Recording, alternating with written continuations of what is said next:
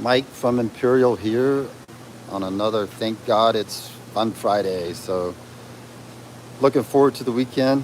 Just like every week, we had another just busy week. This we're very fortunate. I feel very fortunate, to be able to work with fish for a living, but shipping in, the wintertime and everything else is very difficult, especially, because we want to send the fish out the best health, 100% healthy, make sure they arrive alive. And this cold front that's coming in, it's got more delays to some areas, and it's just the weather's been kind of bipolar. Like it'll be in the 80s here, but we're shipping to places that are, in the teens.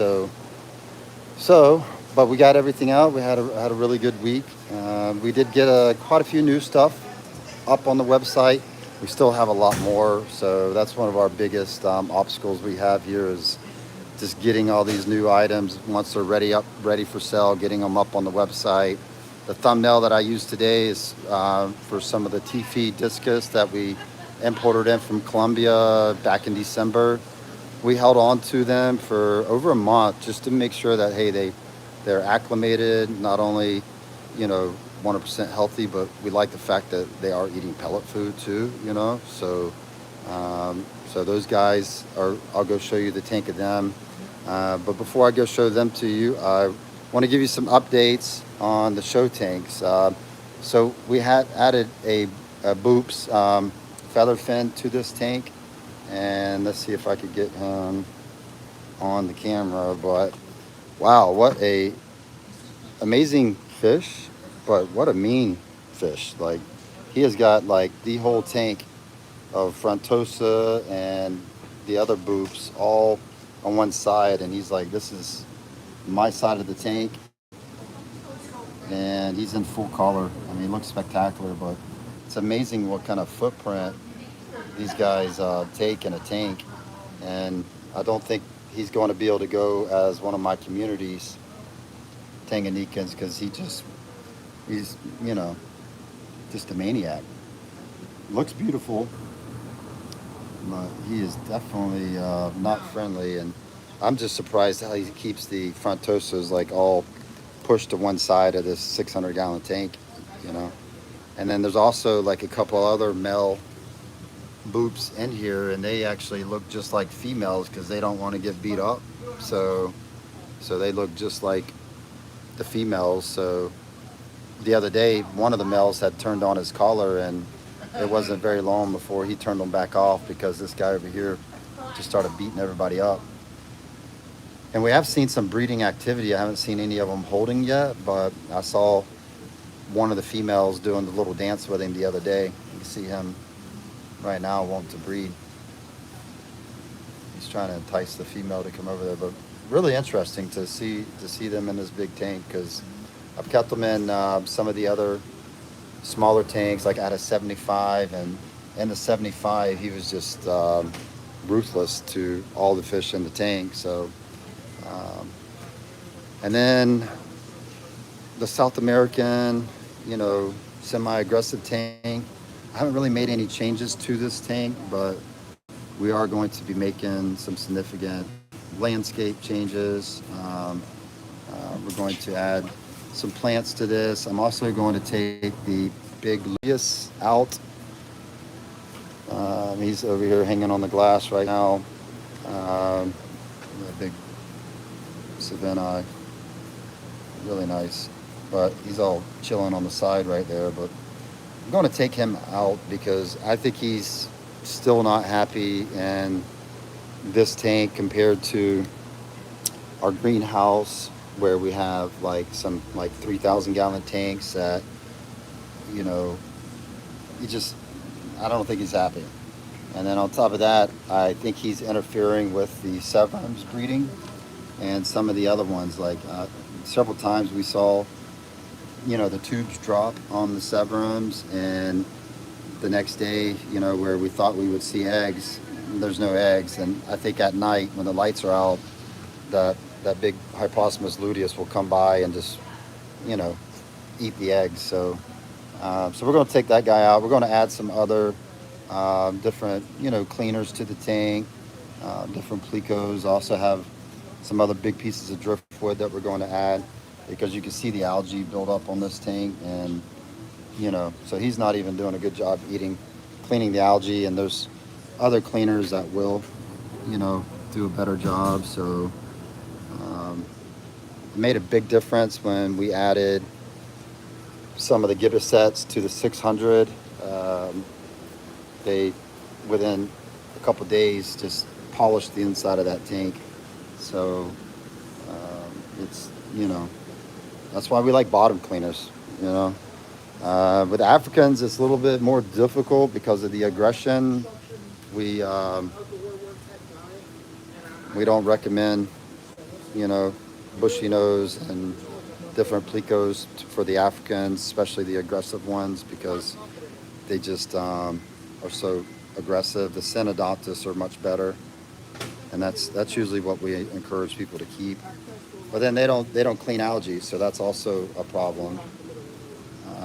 You see one of the royal Farewellas right there on the glass. You can see the cardinals. But this tank's looking really good. We added some more plants, changed up the aquascape a little bit. So that was some updates on the big tanks. You can see it from a distance there.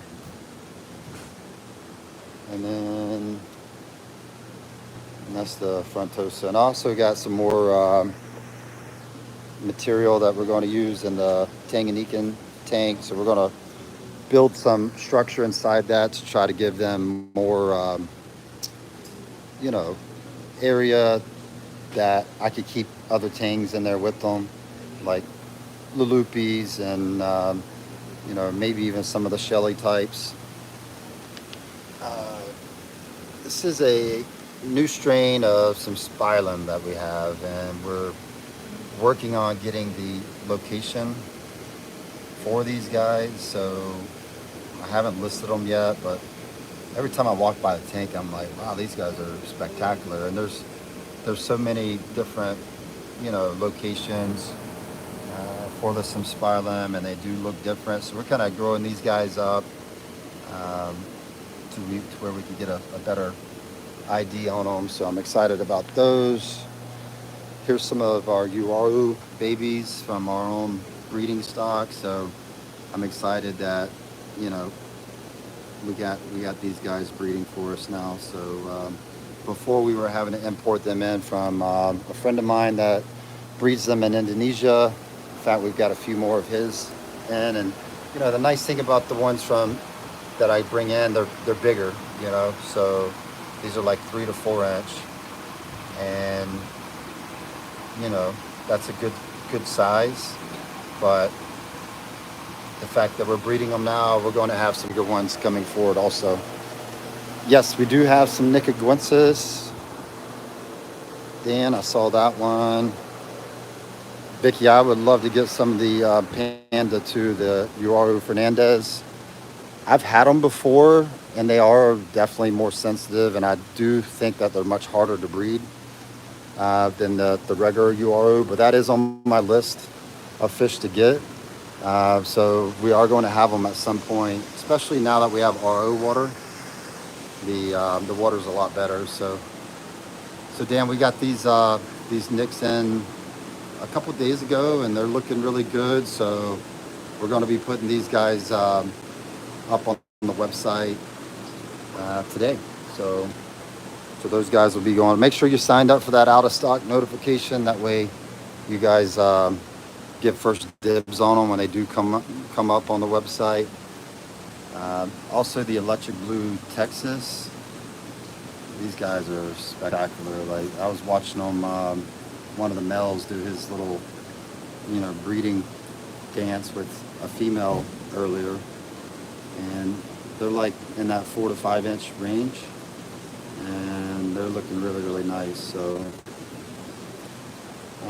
what else do we have over here? Of course, we got electric blue cars. Those guys have been just extremely popular. We have the Geophagus savini.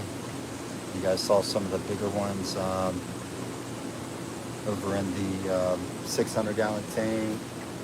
We've got, this is the some spiralum strain that we've been selling, and they're nice too. They just don't color up until they get a little bit bigger, you know. So you can start seeing some of them start to get that speckling color. And but Stephen Bates is asking to see the dovi. So we don't have any dovi in the warehouse. They're all down in the breeding area because they just kill each other up here. Like, I mean, even when we keep them in a 75-gallon tank, they just beat each other up so bad. So we keep them down in the greenhouse where we have the 200-gallon tanks, and they do a lot better. So, but if you want to see our dovi, I mean, join our Facebook group, Imperial Tropicals Fish Keepers, and you'll see a lot of them in our customers' tanks. Because, or you know, just type in Imperial Tropicals dovi on Google, and you'll see a lot of our fish, and it's all the same strain. So they're really nice. So very popular. Some of the red spotted severums. These guys are that 1 to 2 inch range, but you can already see some nice spotting on these guys already. Cuban cichlids. These guys are also really aggressive, but we're able to curb their aggression by having all the pipes. And then sometimes we still have to separate those guys out if they start thrashing each other. But trying to get that mill to turn sideways. There you go. And then some bell angels, some marbles, some of the albino Oscars. Those guys are starting to get some good red markings on them. So what else? Threadfin Acaris. Those guys are looking good. Everything's looking good. Really been happy. Everybody, the crew's been doing a really good job with keeping their tanks clean and healthy, and it really shows. Ali Sean's wanting to see the Asian rummy nose. So still only males. Like, we grew up that last batch. Let me see which section they are in, and we're only seeing males because the females should not have. They're kind of shy. Because you remember, Ali Sean, we brought these in earlier last year. I want to say probably in the fall time, late summer, and I thought we had females. You know, it looked like there were some, so I took them to a greenhouse and I grew them up to a bigger size. And every one of them have the bright red nose with the red tip. And from my experience years ago, when these were being bred locally, I had a friend that was breeding them. The females do not have the red nose, and they don't have near the color that the males do. So a little sad that we didn't get females, because I think it's a spectacular fish, and I wish we could breed it. But as of now, we just have males, and they do good too. You know, the males are fired up. They're a little shy back there, but so somebody that's wanting just a colorful community fish, those guys are a good choice. And then the Gardner Eye Killies, these guys are being offered as pairs now that we could sex them, because when they came in, they were really, really small. See, I don't know how well that's showing up on the camera, but those are really nice. Really nice. I like those. What else do we have? Green Fire Tetras are over here, and those guys are a little bit shy. Corys are online now, the Emerald Greens. Those guys are looking really, really good. I really like these guys. They're very, very colorful. We also got in Rainbow Emperors on that last one, and a lot of people have been asking for these when they're going to be back in stock, and they're finally getting close to being ready for selling. So, you know, I would say if we don't decide to put them up today, they're for sure going up next week. So then what else do we have?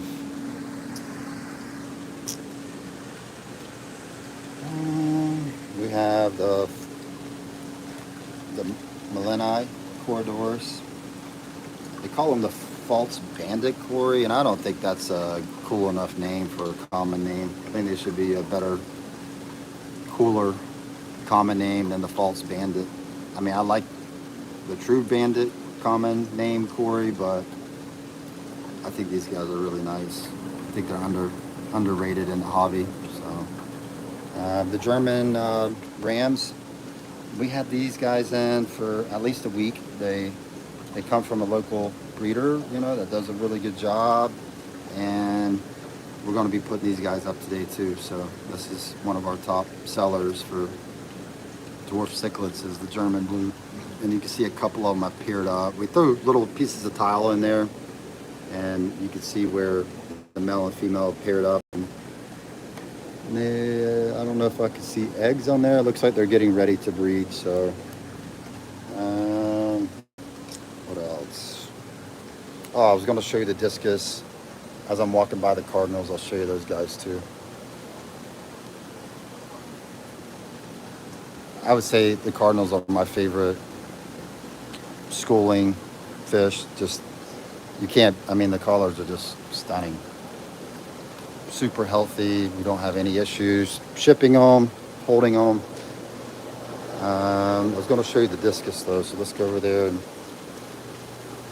the blue phantom also are going. In fact, I've been selling a few of these already. I've had them for over a month. They came in a little bit like sunken belly on them, so we had to put them through like a treatment plan and like get them all, you know, where they're fat and happy and doing good, because a lot of times, you know, they're hardy fish, and you know, a lot of people will sell these guys before they're 100% healthy, and they might arrive alive in your tank, but if they're not treated ahead of time, then they'll only get, you know, sicker over time, and they'll end up dying. So, you know, we held on to these guys a little bit longer because we wanted to make sure that they were cleaned up and ready. And they're about 4 to 5 inches in size, looking really nice.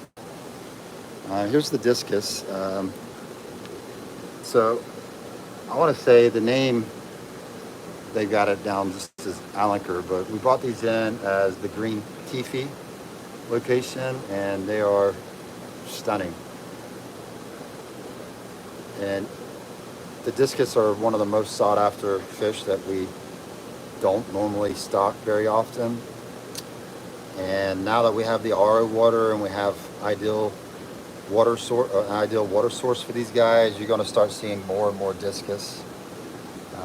In fact, I'm tempted to put some of these into these 600-gallon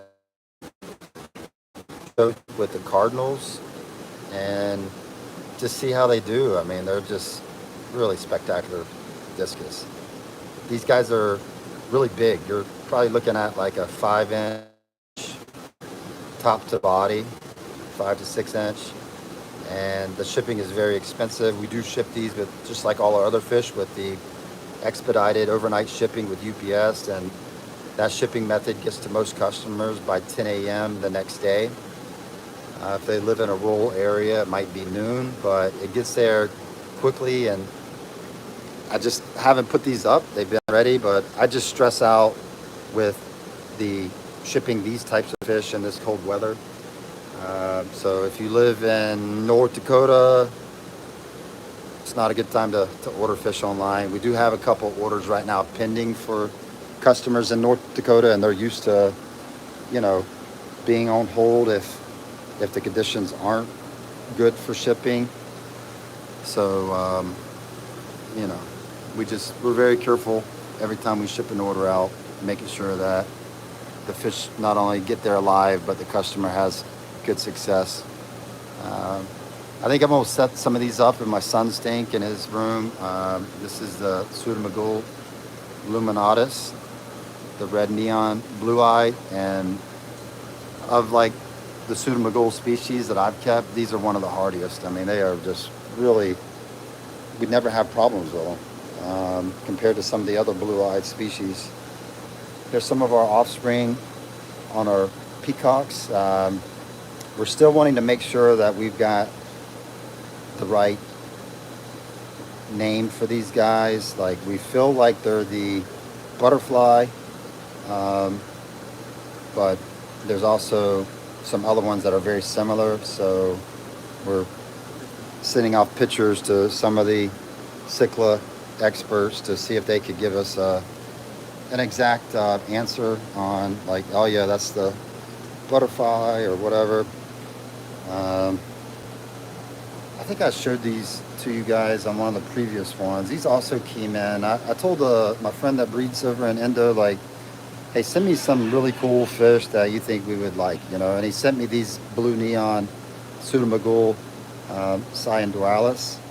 And he told me, like, oh yeah, you need to add, you know, good quality salt to the tank, which, you know, I did, but I didn't add nearly enough. But now Carly's been taking care of these guys, and we actually got quite a few babies. I think they're still a little small to really appreciate, you know, just how cool they are with my video here. But if you Google this name right here, you're going to see what they look like when they're adults. And right now, they're just, the males are just starting to get some of their adult coloring. But it's been a really fun fish to keep. It's I've been really excited, and I know Carly has too. She's been doing a good job making sure, you know, we add salt back to the tank when we do water changes. So, all right, what else do we have? Oh, we have plenty of heat packs for shipping in the wintertime. So that's all our heat packs. What else can I show you? I got the roseline sharks. Those guys are doing good. In fact, I'm seeing like one that looks like it's going to be a gold roseline that's in there. You can see it swimming around. We see that a lot. That when we buy the regular roselines, we get some that are gold, and that's probably because they're actually breeding the gold roselines, and the off throws that look like regular roselines are what we are receiving. There's some of the Aves Creek bigger male bosemani, the Aves Creek location. So these guys are also going to go up. These are some of the extra males that we grew up for breeders. They're looking really nice. What else? This is the Black Widows that we've been offering. Those guys have been very popular.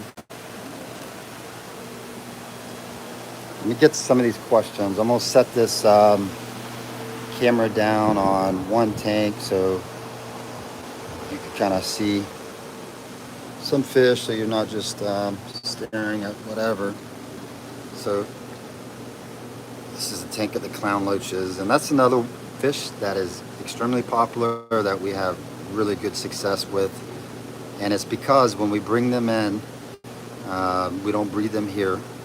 These are mostly imports on the clowns, and we bring them in, we make sure that they're healthy, they're treated, everything is cleared up on them.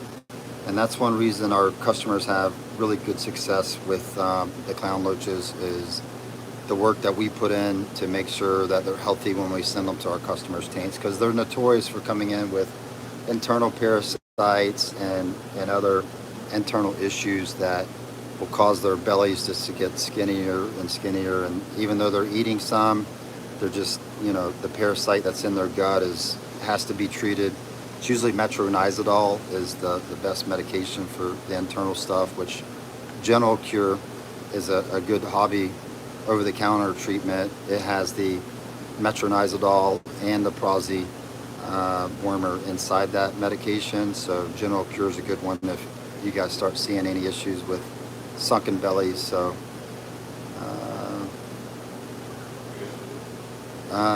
Ali Shan, yes, that is correct. I think the wild discus do better, in my personal opinion, than some of the tank raised stuff from Asia. I do think there's a couple reasons for that. A lot of the imports on the discus are they hormone them to give them like really bright colors at a small size, and I think that does a lot of internal damage to the discus. So brought in some discus from Asia that were not hormoned, because we would request that, hey, make sure that these aren't discus that are hormone, and they do just fine, just like the wild ones do. So it's unfortunate that a lot of the imported discus are hormones. So there's the cupids, there's the Congos. Those guys are really big and nice. Let's see what else. That's the celestial pearl danios. Those guys have been selling like crazy. It's another fish that is very sensitive, and we have to like really baby them when they first come in, because if not, they don't do well. So all right, what else? We got some Pac-Mans. No, we got some Trifasciatus, Pistos. You can see the male right there, looking really good.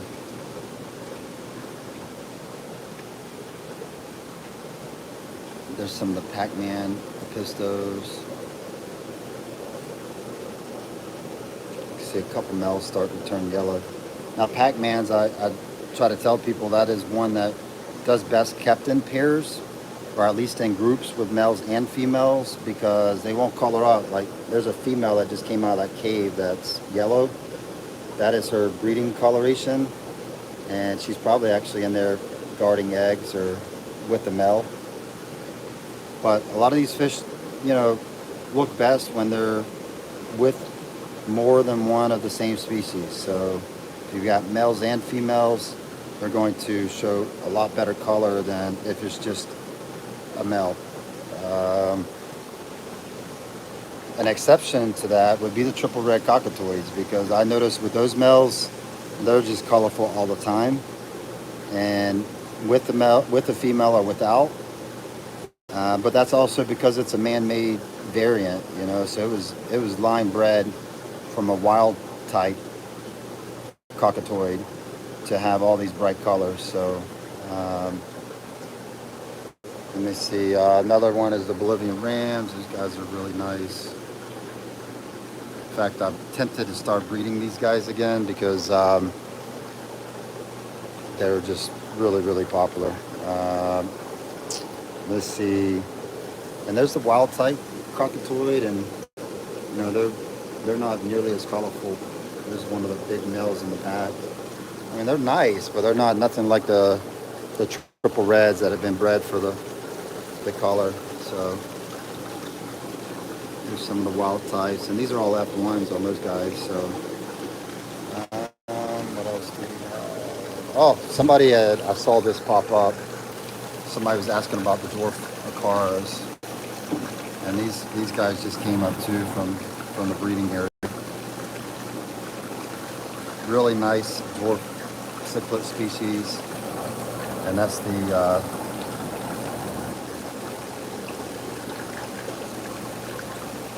so we got some of those that'll be going up. What else? We got the D18s. This is another new apisto that's not very common in the hobby. And if you guys wonder, like, where do they come up with the name D18? That is kind of like the L numbers for plecos. So there was so many like new apistos coming into the hobby, and science was discovering them, that they started assigning them numbers to help categorize them until science is able to, give them a full name. So same thing with these guys. You can see some of the males starting to color up very nice. In fact, there's one right there in the cave. She'll come out, but really nice. That's the D18s. And then this is another new dwarf cichlid. Common name is the golden dwarf. That's the Nanacara anomaly. And they're really nice too, even at that juvenile size. We're going to keep breeding more and more dwarf species. In fact, most of the new fish that we're working on are considered dwarf species, because they don't get so big that you got to have a massive tank for them, These electric blue jacks. So that's the exciting part of some of these newer species. I'm just starting at the bottom. I think we put wine miller eye up yesterday, Corey. I have to see how many are left. But yes, that is one. Here's the wine miller eye. And they're in that 2 to 3 inch stage. If you do not see them on the website, shoot us an email. I'll see if I wouldn't think all those in that tank are sold, but they could be. And if they're not, we'll put some back on the website for you. So here is the red shoulder Raquel. These guys just came in the other day, and there's one guy in there that's fairly good size, but they're looking good. I think these will be going up next week for sale. You can really tell that they're out, in the tank. If fish are like hiding, and you can tell that they're uncomfortable, something is stressing them. But when fish come out to greet you, then that means that they're happy. Like this balzan eye right here, you see this male and this female paired up.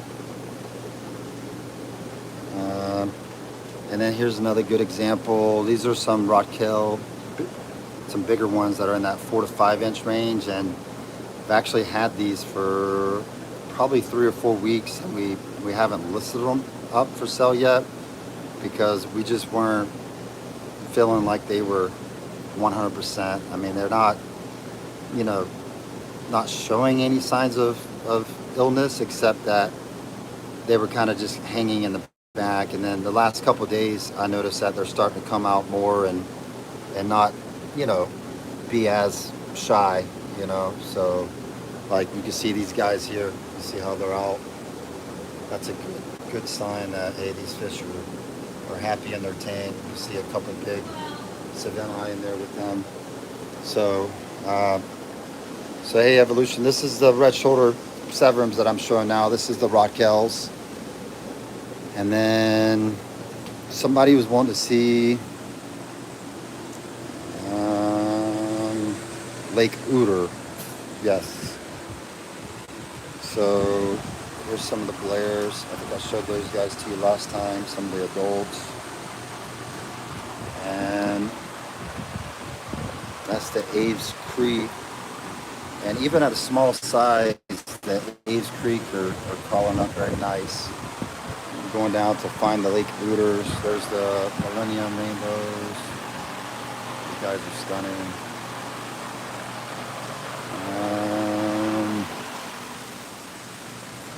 Another thing that we're excited about is, we haven't told anybody yet, but we brought in some of the Empire gudgeons.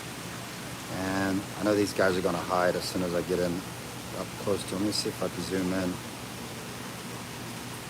Let's do...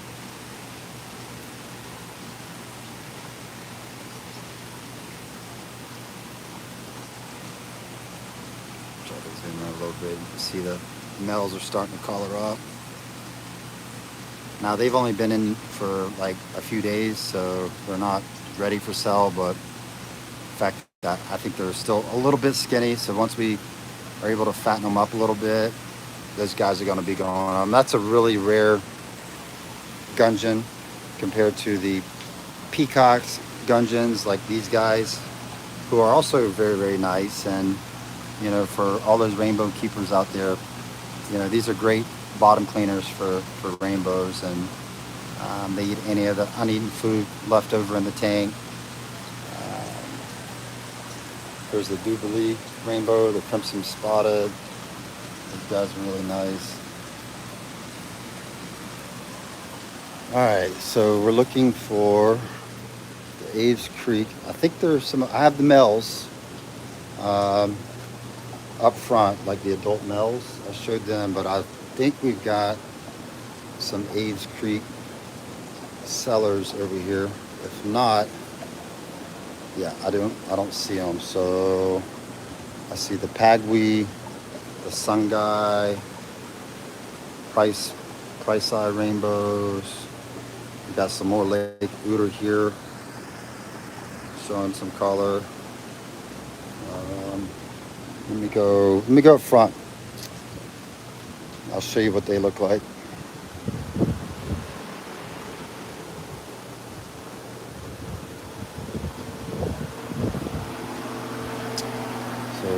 going to see the Lake Ooter, and we have some.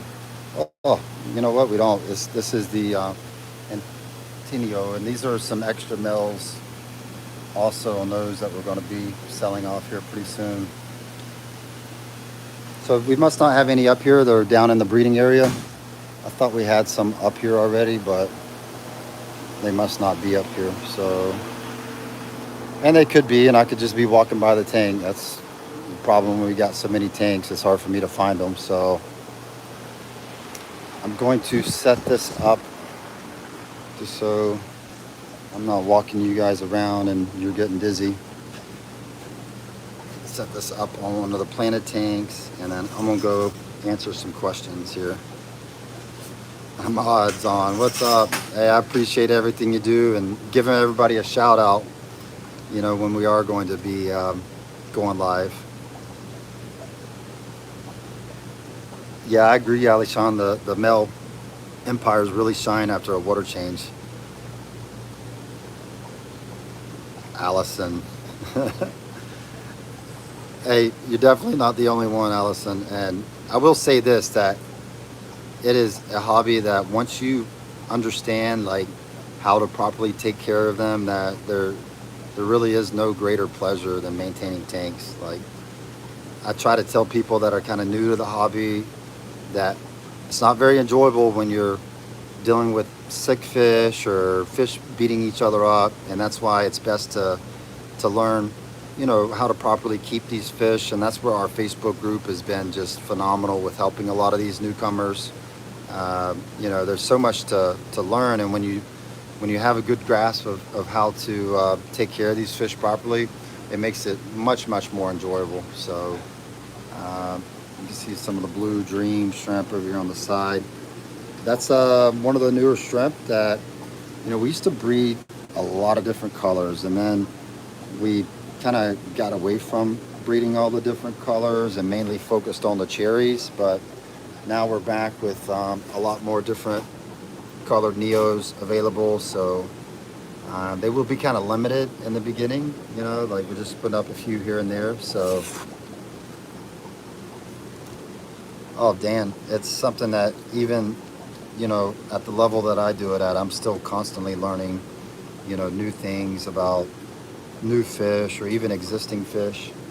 Larry Johnson's on. What's up, Larry? Hey, we're going to be reaching out to you soon, Larry. I got some questions about some of the Copachroma species that we're breeding, because we got some that are very similar, and we want to get your opinion on which one we should continue to breed. So Jeff's Aquatics asking, you know, how many species of plecos do we breed? Oof, that's a good question. I mean, just on the bushy nose side, there's so many different color variants now. I mean, we just brought in some of the snow white bushy nose recently, and we pretty much breed all the other color types of bushy. Then we've got the Uruguay bushies. We probably got 6 different wild type bushy nose with L numbers that we are currently either breeding or working on breeding. On the Hypensistrius, we probably got at least 6 different types of Hypensistrius that we're currently breeding and working with. I don't know, if I had to put a number, we're probably up to like 25 or 30 different types of plecos. And always looking for more types to breed, you know. So like we got 280s in a few months ago, and I'm excited about those. All right, I'm gonna start working on these questions. Evolution says your facility turned out insane. Nice work. I appreciate it. It's been just a lot of work, but it's been well worth it. So Mason Brando, what's up? Yeah, so Mason, I really appreciate that, guys. I have to show you some of the fish that I got from Mason. He's actually a local breeder that does a superb job breeding, and you know, we do buy from some really talented breeders. Let me see where did they put the Nanacar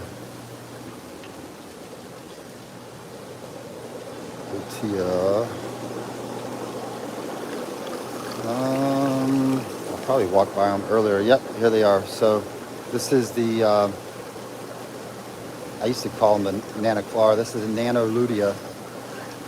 So it's like a crypto heroes type species, but, and these are just juvenile, but when they get into their breeding colors, they turn bright, bright yellow.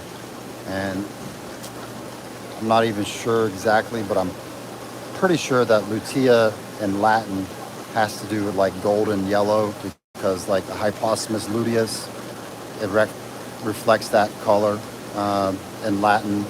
But just a really nice dwarf one. Yeah, they're doing good. So excited to start carrying those. I'm gonna have to probably grow them up a little bit till we get a you know, some color on them. Let's see. Danco is asking about expanding business to California.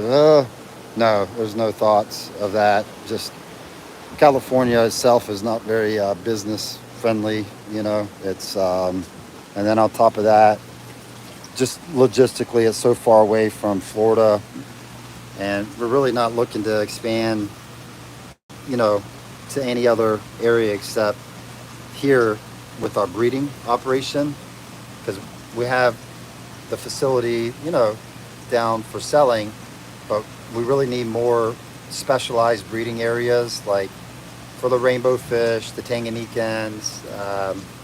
You know, these are fish that can't, you know, go in the ponds for growing up. The rainbows can. Some of them do fine out there, but you run a risk of hybridizing them in the ponds with, like, a bird picks up, you know, a Melantinia female and drops it into a totally different rainbow species, and then they crossbreed, you're in trouble. So we try to keep all our rainbow species lines like really, you know, dedicated to not hybridizing them. We do not do that. So so we need more specialized breeding areas for Tanganyikans, Epistos, even the rainbow fish. I'd like to have a, you know, an updated, more modernized facility that will be a lot more efficient with breeding rainbows. Rainbows are not hard to breed. They're just, you know, you got to keep them separate from each other. So yeah, evolution, I agree, it would be very, very costly to operate in California. I don't know how people do it. And we have, you know, really good weather here in Florida. In fact, it's probably even better for the tropical fish because of the intense heat and the rain that we get here, to where, you know, water is such a hard resource in California that it's not like it is in Florida. All right. James, I did see your text, but man, that's been crazy for me, James. I'm sorry. But in fact, let's go over to the tank, and I was going to go check to see if they were males and females, so now's as good a time as any. I'll tell you, it's been really difficult for me to keep up with emails and text and Facebook messages. I just, all right, so he wanted to see the Hequi. So that looks like a male there. And that looks like a female hanging in the back right there by that cave. So we for sure have a male and a female. And without disturbing them,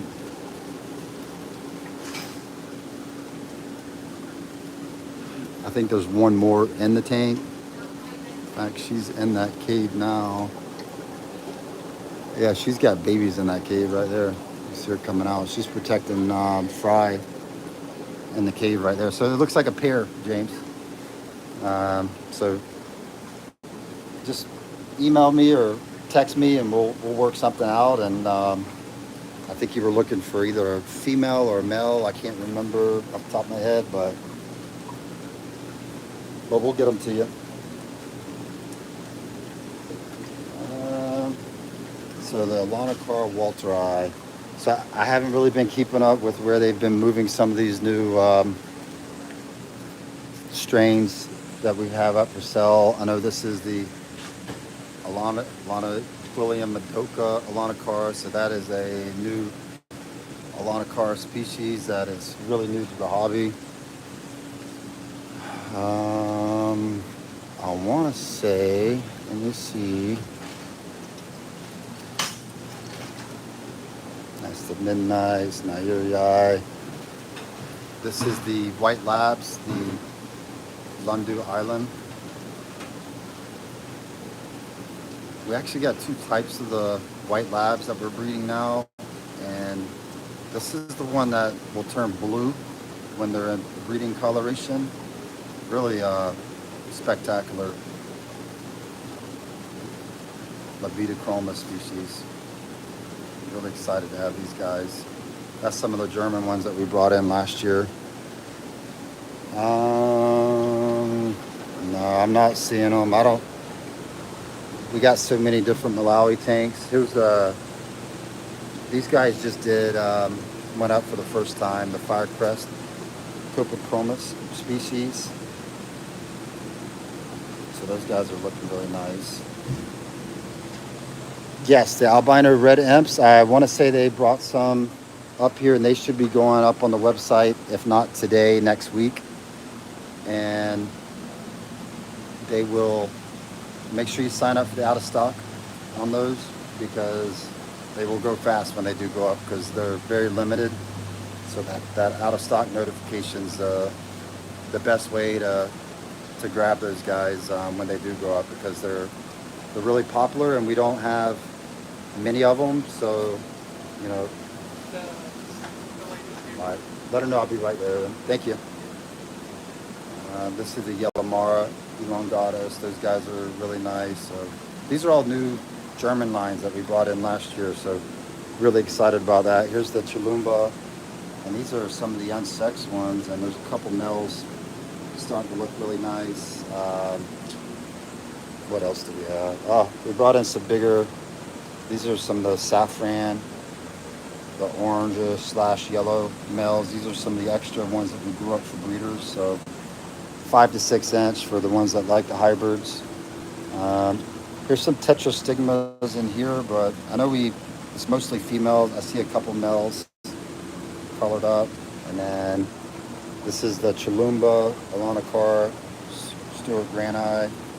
And you can see a couple of nice males already showing in that. And I want to say they're offering these as breeder packs, because we have a good amount of females. So if you want to breed a really nice line, I would recommend the Chilumba. And then this is, oh, Ahmad, man, I appreciate that. It's been a long time since I've seen the donation button come up. So, you know, we never asked for that, and it's always makes me just feel real good that, you know, you guys not only support us like that, but you're willing to donate for our cause and help us, you know, because we're really trying to do the right thing in the fish hobby. We're trying to grow this hobby, get more people in the hobby and have them to be successful. You know, I talked to a lot of pet stores, and they're actually excited that, you know, we are here doing this, you know, and bringing people into it, because a lot of the customers that get in the hobby from us and have success, next thing you know, they're hitting up all the pet stores, you know, because they're like, well, you know, I like ordering online, but I want to go look at more fish, you know. So we're just trying to grow the hobby and make people successful. This is the Nakata Bay White Lab, and that second strain I was telling you about. And these stayed like just pure white with that black top on them. Very nice. So sorry I didn't get the other fish you're wanting to see, but I actually got somebody here, an appointment already. And it's not a fish appointment, it's a business appointment. So so let me see. I'm gonna try to, let me do this. Oh, somebody else did too. I don't even know who else donated. Let me see. Vicky Kuhn. Thank you. Wow. Making me blush over here. So, well, I wish there was more time in the day for me for doing more with the social media. I enjoy doing it, but when it comes to like breeding and selling, that's what we do, you know. So I don't really have a lot of time to spend, you know, dealing with customers one on one. I mean, I do handle the emails, but a lot of them that are like questions that they need answers for. But it's hard for me to find time to even do that, just because we're so busy with just the operation part of things. And you know, so you guys are special. So thank you so much. Well, everybody have a good weekend. I'm glad I was able to go live today and show you guys some fish. Um, I don't know about next Friday. Depends on how the week goes. If everything goes good, then maybe next Friday I'll do another update. Glad to hear that the stream is coming in a lot better and clearer. So that's still without even my Google Mesh system that we have set up. I think I was mentioning that last week, is that I set up the Google Mesh system, but it still's not very good signal. So I've got to tweak that thing and make sure that I have everything set up properly to work. So everybody have a good weekend. Sorry if I didn't get to your questions, but email us if you do have a question and we'll get back to you. So have a good weekend. Thank you.